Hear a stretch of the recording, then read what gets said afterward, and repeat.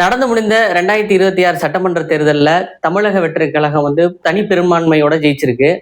அதுக்கு விஜய் அவர்களுக்கும், டிவிகே கட்சி நிர்வாகிகளுக்கும், தொண்டர்களுக்கும் எங்க சேனல் சார்பா மிகப்பெரிய ஒரு வணக்கத்தை தெரிவித்துக்கிறோம், வாழ்த்துக்களையும் தெரிவித்துக்கிறோம்.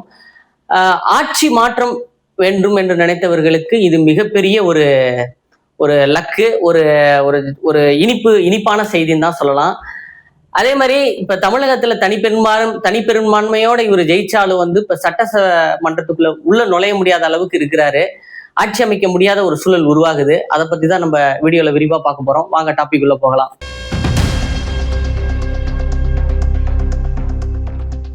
இந்த நடந்து முடிந்த சட்டமன்ற தேர்தல்ல ஃபர்ஸ்ட் விஜய் அவர்களுக்கு நிறைய தலைவர்கள்லாம் வாழ்த்துக்கள் சொல்லியிருக்காங்க. அந்த வகையில பாத்தீங்கன்னா திமுக தலைவர் ஸ்டாலின் அவர்கள் விஜய்க்கு வாழ்த்துக்கள் சொல்லியிருக்கிறாரு.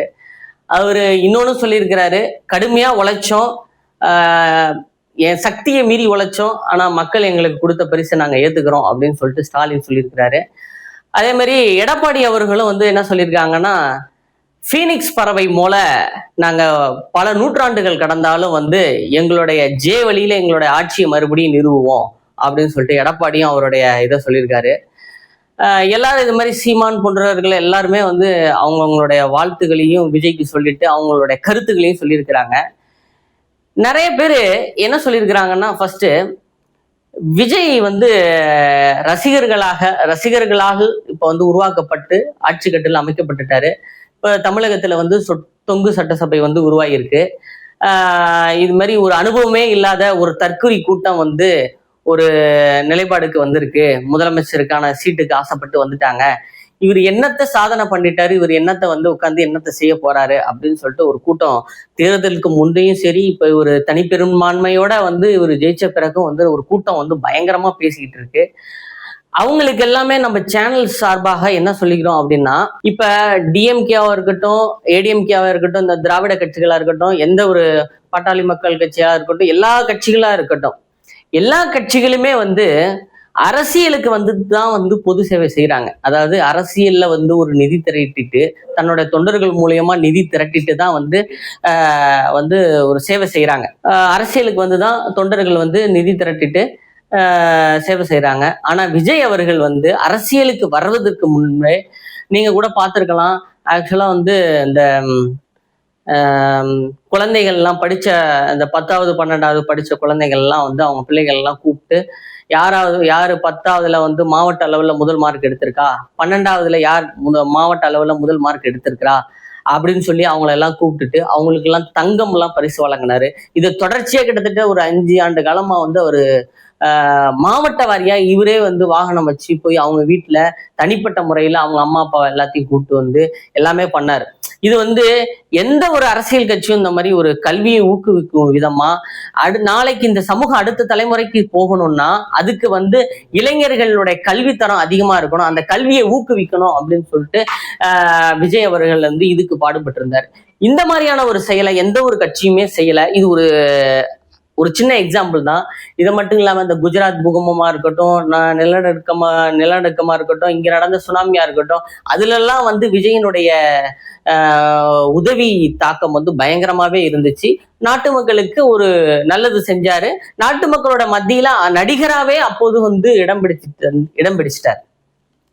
இது எதுக்காக இதை நான் இப்ப சொல்றேன்னா, எந்த ஒரு அனுபவமே இல்லாம, எந்த ஒரு சமூக சேவையுமே இல்லாம ஒரு தற்கொலை கூட்டம் இன்னைக்கு ஒரு குரங்கு கலையில பூமாலை கொடுத்த மாதிரி முதலமைச்சர் சீட்டை விஜய் கையில கொடுத்துருக்காங்க. அவர் என்ன செய்ய போறாரு அப்படிங்கிறத யாருக்குமே தெரியல. எப்படி இவர் ஆட்சி நடத்த போறாரு, அனுபவமே இல்லாத ஆளு அப்படின்னு பயந்துகிட்டு இருக்கவங்களுக்கு ஒரு வெளிச்சத்திற்கு ஆன வார்த்தைகளா தான் நான் இதை சொல்றேன். இவங்க அதை நினைவூட்டுக்கணும். இந்த மாதிரியான செயல்கள்லாம் விஜய் செஞ்சிருக்காரு, அவருக்கு இது ஒன்றும் புதுசு இல்லை.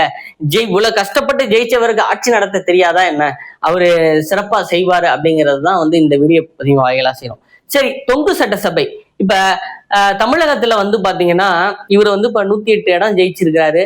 இப்ப பெரும்பான்மையை நிரூபிக்கணும்னா 118 இடம் தேவைப்படுது. இதுல இன்னொரு விஷயம் என்ன அப்படின்னா, இவர் திருச்சி கிழக்குலையும் பெரம்பூர் தொகுதியிலையும் ஜெயிச்சாரு. இப்ப இவரு எம்எல்ஏவா தொடரணும்னா 2 தொகுதியிலையும் தொடர முடியாது. ஏன்னா 2 தொகுதியில ஏதாவது ஒரு தொகுதியை வந்து இவர் ராஜினாமா பண்ணணும். அப்ப இவருக்கு தனிப்பெரும்பான்மையை நிரூபிக்கணும்னா மொத்தம் 118 இடம், இவர் ஜெயிச்சிருக்கிறது 108 இடம், இன்னும் 10 இடம் தேவைப்படுது. இந்த ஒரு தொகுதியை அவரு ராஜினாமா பண்ணிட்டான்னா மொத்தம் 11 தொகுதி தேவைப்படுது. இப்ப எல்லாருமே வந்து பாத்தீங்கன்னா வந்து முத நாள் ஜெயிச்சு ரிசல்ட் வந்துடும், மறுநாள் வந்து ஆளுநரை கூப்பிட்டு ஆட்சி அமைக்க கூறுவாங்க, கடிதத்தை கொடுப்பாங்க. அது மாதிரியான சூழல் இப்ப உருவாகல. என்ன ரீசன்னா வந்து இவர் எப்படி ஆட்சியை நிறுவ போறாரு அப்படிங்கிறது தான் வந்து கேள்விக்குறியா இருக்கு. ஆனா நேற்று இவர் ஜெயிச்ச பிறகு ராகுல் காந்தி அவர்களிடமிருந்து தொலைபேசியில இருந்து நிறைய இதெல்லாம் வந்துச்சு. அவங்க ஒரு கூட்டணி கட்சி சார்பா ஒரு 5 இடம் ஜெயிச்சிருக்கதா வந்து தகவல் வந்திருக்கு. அதே மாதிரி அங்க என்டிஏ கூட்டணியில மாம்பழம் கட்சியை சேர்ந்த அன்புமணி ராமதாஸ் வந்து ஒரு 5 இடங்கள் ஜெயிச்சிருக்காரு. இவங்க 2 பேரும் சேர்ந்தாலே வந்து ஒரு 10 வந்துருது. அதே மாதிரி ஆனா வந்து தெளிவா என்ன சொல்லிட்டாங்க, எங்க ஏடிஎம்கேல இருந்து யாரும் வரமாட்டாங்கன்னு சொல்லிட்டு எடப்பாடி சொல்லிட்டாரு. ஆனா கூட்டணி தானே, ஆனா அன்புமணி வரத்துக்கு நிறைய வாய்ப்புகள் இருக்கு. ஏன்னா அன்புமணிக்கும் விஜயும் வந்து ஒரு நீண்ட கால நண்பர்கள், வந்து ஒரு அரசியல் ரீதியா வந்து அவர்கள் நண்பர்கள் இல்லைனாலும் ஒரு ரசிகரா அன்புமணி அவருக்கு உதவி செய்ய வாய்ப்பு இருக்கு. அதே மாதிரி எல்லாத்தையும் தாண்டி விஜய்க்கு ஒரு மிகப்பெரிய யானை பலம் யாருன்னா செங்கோட்டையன் நினைத்தா இந்த இதை வந்து ஒரு சுலபமா செய்ய முடியும். ஏன்னா வந்து நீண்ட காலமா அரசியல் அனுபவம் பெற்றவர், நீண்ட காலமாக அதிமுகல வந்து பழந்தின்னு கொட்டை போட்டவர்னு கூட சொல்லலாம். இவரு நினைச்சார்னா இவர்கள் நண்பர்கள் இவரு பேச்சை கேட்கக்கூடியவர்கள் வந்து அதிமுகவுல இருந்து அவர் கூப்பிட்டு ஆட்சி அமைக்கிறதுக்கு ஒரு மிகப்பெரிய ஒரு வாய்ப்பு இருக்கு அப்படிங்கிறத வந்து நம்ம பாக்குறோம். அதே மாதிரி சுயேட்சையா யாரெல்லாம் நின்றுருக்காங்களோ, அவங்க ஜெயிச்சிருக்காங்களோ அவங்கள வந்து கூப்பிட வாய்ப்பு இருக்கு. ஆனா சுயேட்சையை எந்த அளவுக்கு இவருக்கு தனிப்பெருமை நிரூபிக்கிற அளவுக்கு, ஏன்னா சுயேட்சைன்னு போன பிறகு அவங்கள கூப்பிடுறதுக்கு வாய்ப்பு இல்லை.